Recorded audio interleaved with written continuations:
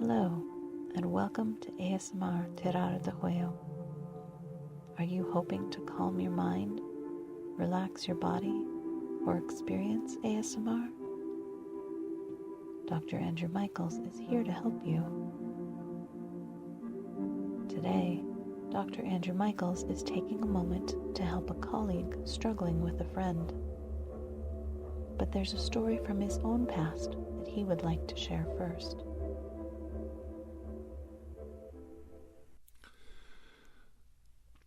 Hello, and welcome. It's always so good to see you. It is. Come a little closer. It's funny, I never seem to have my chair in the right position, do I? I don't know why I do that. But maybe it's because when you sit down it's a little off-putting to get this close and this intimate with someone. Especially when we have such important matters to discuss. Really? Well, I'm listening. Is that right? Really? Somebody made you feel that way? Well, that's terrible. Now, why would they say something like that to you? Do you have an idea why they said it? Well, we both know that's not true. You've always been kind to me, so I can't imagine you being that obtuse and rude to someone. But you never know, because it's amazing what upsets people sometimes. You don't even realize you said something that could offend them. Well, that's true. But we all do wear masks, and you don't know what's really going on under that mask, do you? Yeah. I made that mistake myself before. And that could be what the problem is. Maybe you said something that they've never admitted to you before and you've offended them. Some people don't want to share that part of their life with another. It does happen. Well, no, it doesn't mean they're hiding some deep, dark secret, but I might have done something, maybe not legal, but I don't think it's a big deal, where you think it's a horrible thing. And morally, I might be hiding some tiny little behavior of mine, and you think, why is he so scared of that? That's not a big deal. Well, it might be a big deal to me. Everybody looks at life differently, don't they? Oh, you have to pardon me. I don't know what's gotten into me today. I'm just all over the place.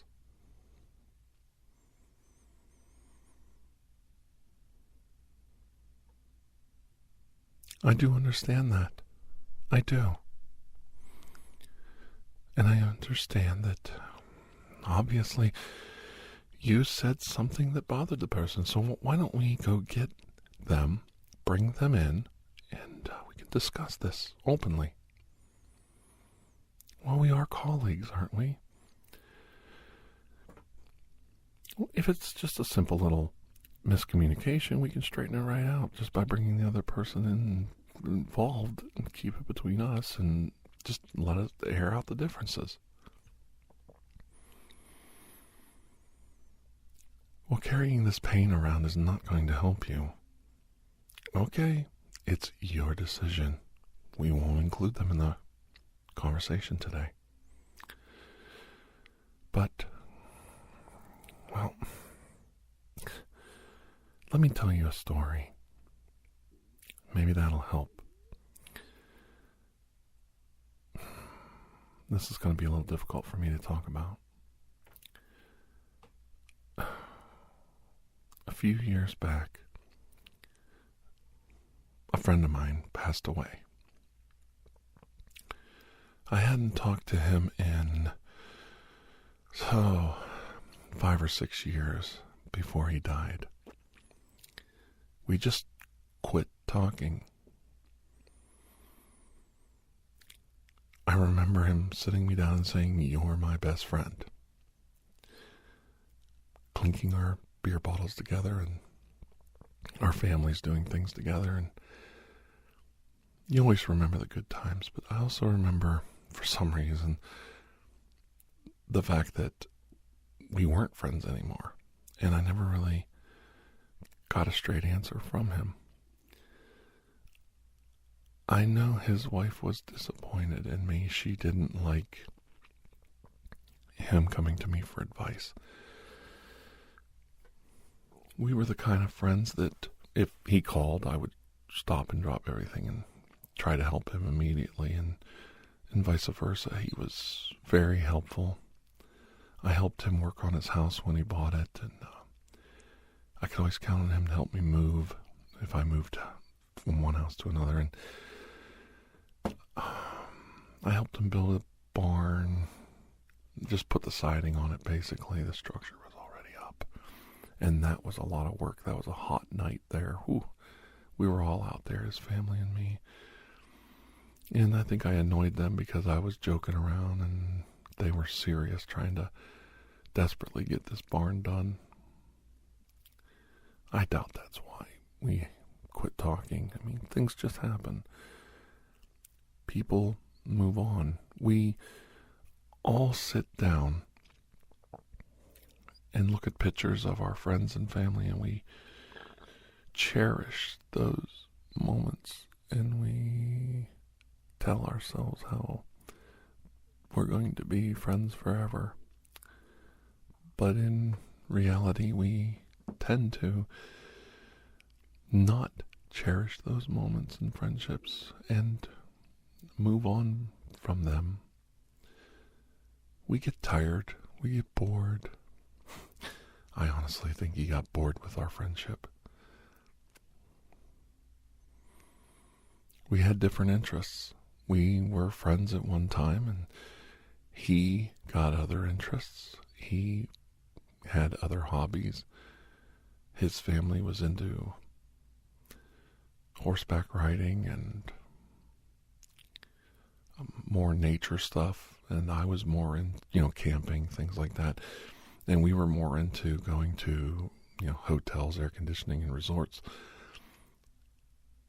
And, when it comes right down to it, we did do a couple family vacations, and they were okay. I thought they went all right, but there was some tension, and maybe it wasn't a good fit for our families. I don't know. But I thought we were good enough friends to work through things like that. Obviously, we weren't. It doesn't matter now because he's gone. And I'm all over the place. I can't get my act together today. Forgive me for that. But what I wanted to tell you was that I was asked at his funeral to say a few words. He wasn't a very religious man, so the minister didn't know him, and I had never been asked to say anything at a funeral before. And here I was, really actually mourning, really actually hurt. And the minister walked up to me and said, would you mind saying a few words for him? And I said, I don't think so. I don't think his family would want me to speak. I haven't been very close with him for the last 5-6 years. I was very honest with the minister. And he said, well, the wife actually wants you to speak of him, speak about him, because you knew him better than anybody else. And I was shocked. She was surrounded by her family and friends, and I just looked over and I said, really? Okay. All right, I can say a few words. And I remember it like I'm still there. It's funny how time goes by, but there's a certain moments you could put yourself right back in the moment. I'm still there, still standing there, looking at him, laid out in that casket, his wife and family to the left, and myself and the minister, and I'm just like beside myself. Okay, I'll say a few words. The funeral was directly after the viewing hours, so I stayed. I had no intention of even being there and was not asked to be a pallbearer. It was a little, well, let's just say I wasn't comfortable. The minister got up and said some basic religious stuff, and he wasn't religious, and his family, I don't think, ever saw the inside of a church. So it was all basic. In this case, mumbo jumbo, to please the Christian members of the family. But you could see it falling on hollow ears. And I don't have a problem with that. That's how they live their life, and I thought about it, and that's what I wanted to talk about. And that's exactly what I talked about. I got up there, thanked the minister for asking me to speak, and thanking his wife for asking me to speak. I looked at her when I said that, and I realized at that time she did indeed want me to speak a few words. Luckily, I had my watch, and I put it in front of me to time myself. I didn't want to go on too long, and I knew how long I was allowed or asked to speak. And I began. And I said, he was my best friend. He really was my best friend. Though we haven't spoken in 5-6 years, I never really forgot about him or made any friends that were even close to as tight as we were.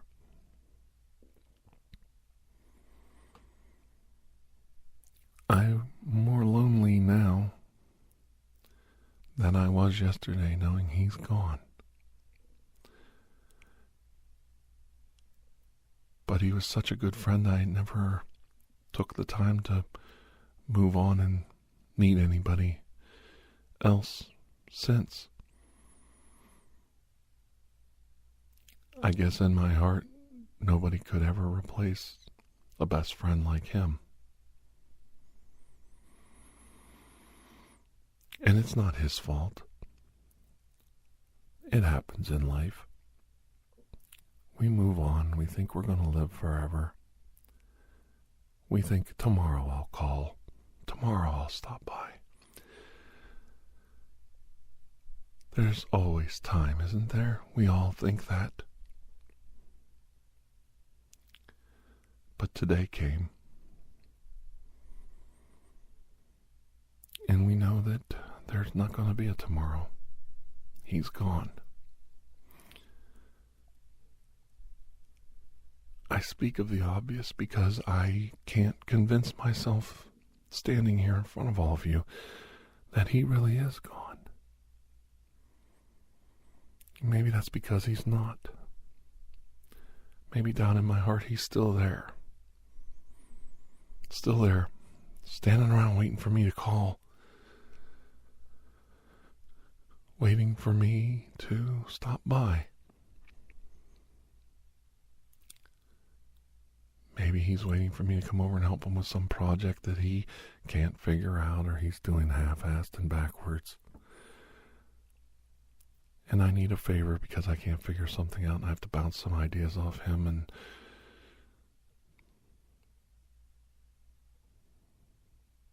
everybody knew he was a great photographer. You could ask him anything. He knew it. Not only was he a great photographer, he was a student of the history of photography and a collector. And if I wanted to see some ancient relic of the 19th or 20th century, he was sure to have it. Anything from a turn-of-the-century naval unit to a Zeppelin flying across the New York skyline. He was an amazing man of many talents, many hobbies, many vocations, a jack of all trades, they call that. That's actually what they call him, a Renaissance man. And he remembered all the classics, all of the important historical figures of the time. He had a tremendous memory, and I'm sure that in that tremendous memory, he took a piece of all of us with him to the next life. And I know it's insane in this day and age of science and progress to believe there's a next life, but I do. I wouldn't call it reincarnation, but I would call it a cycling of old ideas and old thoughts and old souls. He was truly an old soul who had been here many, many times before. And I'm sure he'll visit this world many, many times again. He loved this world, and this world loved him too much to let go.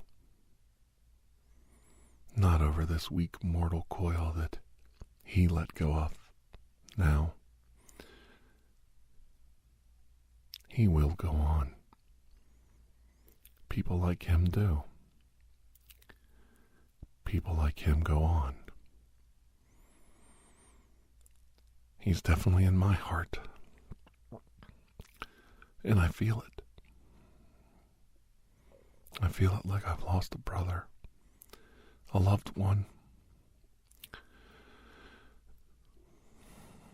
I still have both my parents. I can't imagine what that feels like, but I'm beginning to know that that time's coming, and I will know what that pain feels like. Because I lost my best friend today. He's gone.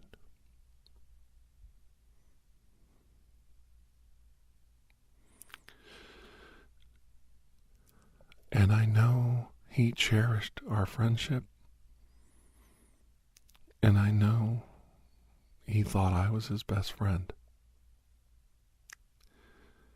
Why we quit talking, I'll never know, and it doesn't matter.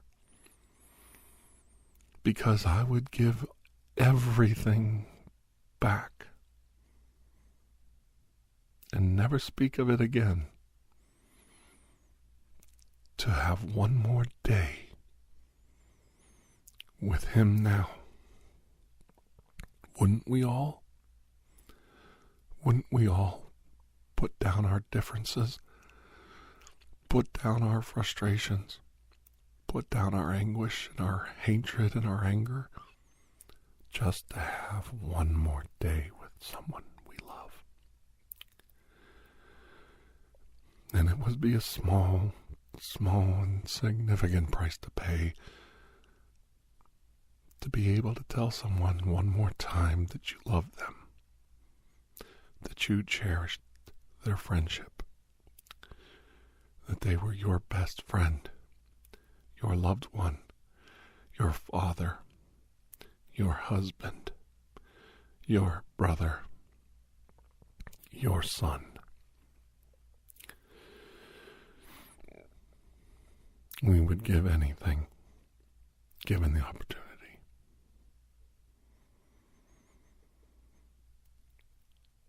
And he left his family well.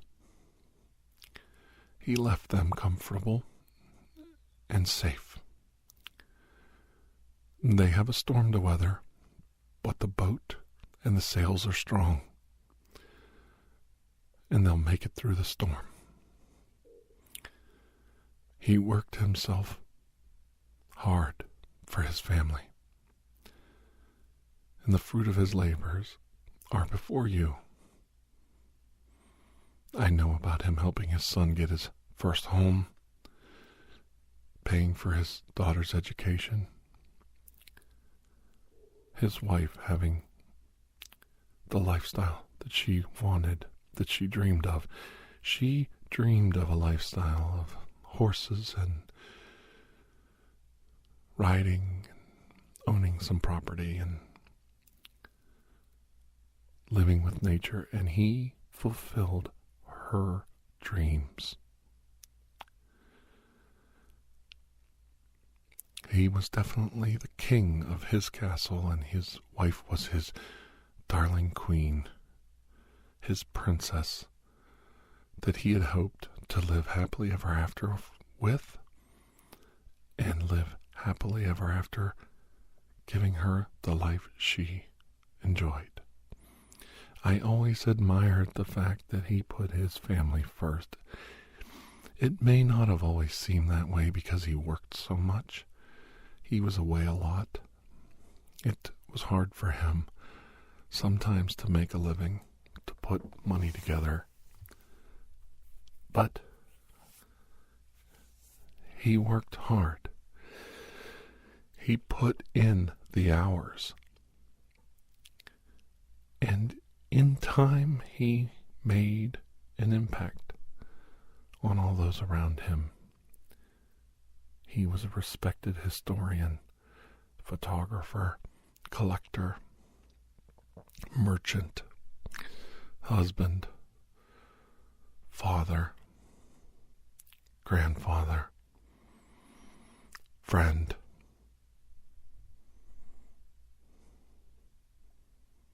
If I was his best friend, then I wouldn't mind being mentioned last, which I did right now, because I should come last. I should be the last thing in his life that he worries about, because he knew I was okay, that I was busy working too, and every hour we put into our craft to support our family, plying our trade, bringing home those paychecks, was pushing our family one more step forward to financial independence. So if we didn't have time to sit down and have a beer and shoot the crap and watch a football game, it doesn't make us any less friends. Time in life is too short. Maybe he knew something I didn't know. Maybe he knew his time was shorter than many would be. Excuse me. I get emotional when I speak of him.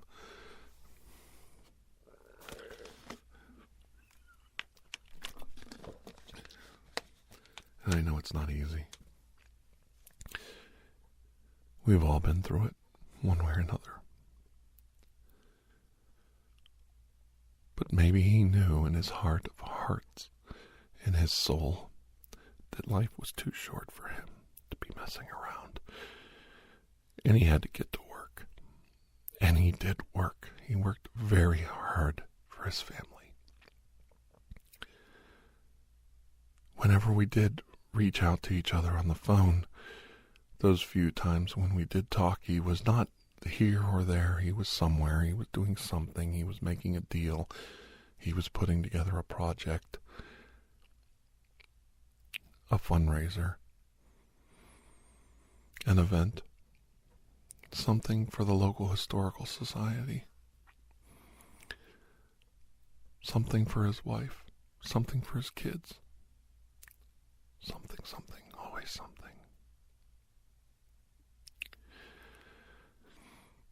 And maybe he knew something about life and time And he's the lucky one. He can go out saying he gave it all for them. He gave everything for them. It's something to think about. Can I say that? I look at all of you right now. You don't know me that well. Not all of you. His family does, but most of you here today don't know me that well. Could I say that today in front of my friend, in front of his witness, in front of my family?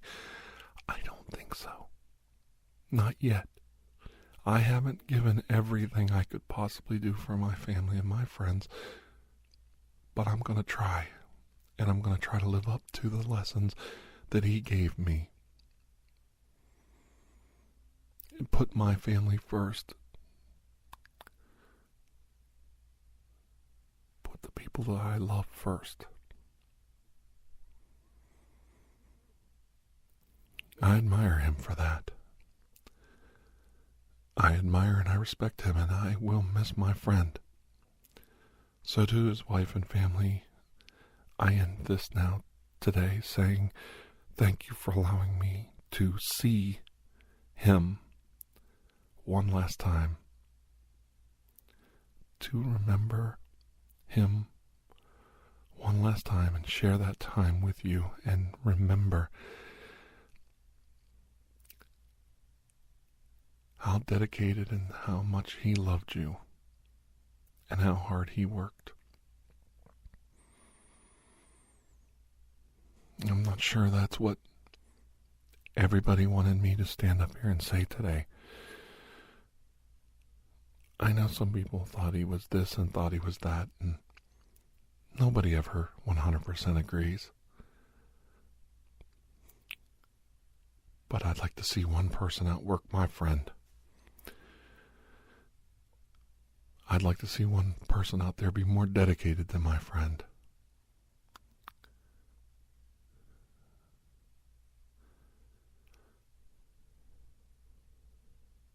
I'm going to miss him.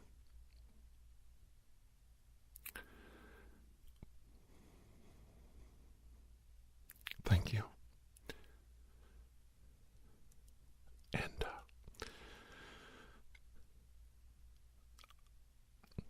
I sat in the audience and waited for the service to be over, and before anybody could congratulate me or try to shake my hand, I ducked out of the service and left. And I didn't go to the dinner after, and I didn't contact his wife after either.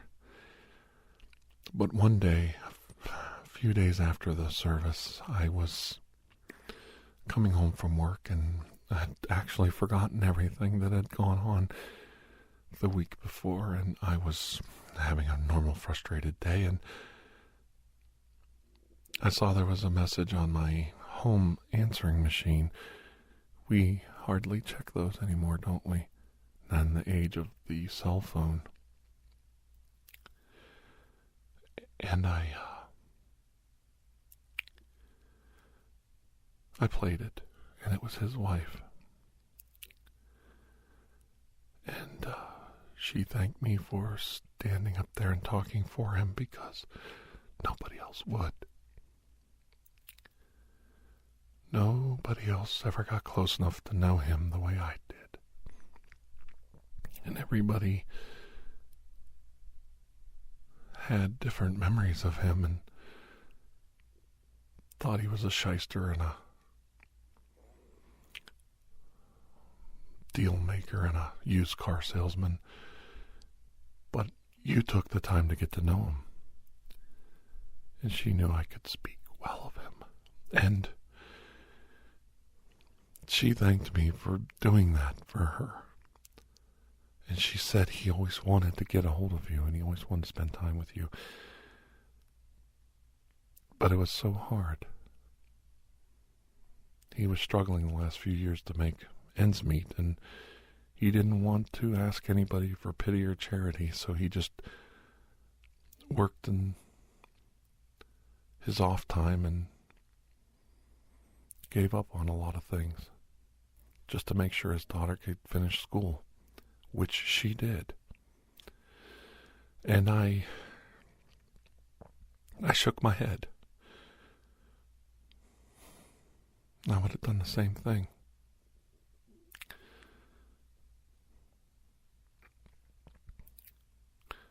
So, I'm not going to call your friend into the room that you have a problem with. I'm going to leave that to you. But I want you to think about that. Time is short and life is even shorter from the human perspective. Don't let this friendship get away over a few silly, softly spoken, silly words that don't even mean anything. Go to your friend when you can. Go to your family. Make amends. Make things right. Don't wait until it's too late. Just so you can have somebody tell you you were right all along. Not all of us are given a chance to speak and find out and get resolution to these things.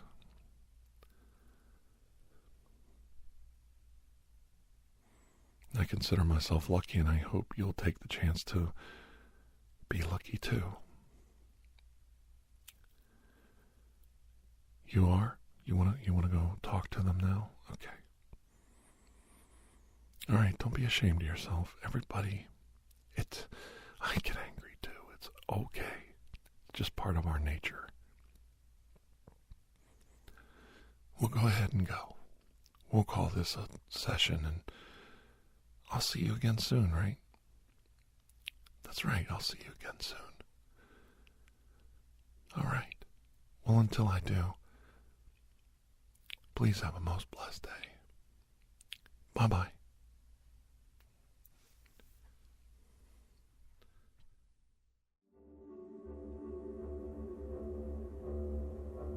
Thank you for joining us for ASMR TirarADeguello.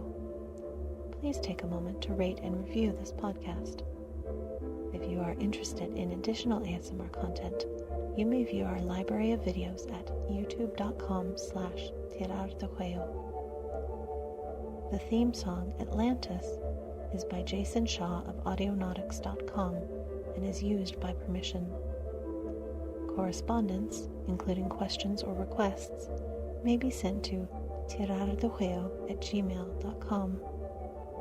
On behalf of Dr. Andrew Michaels, thank you.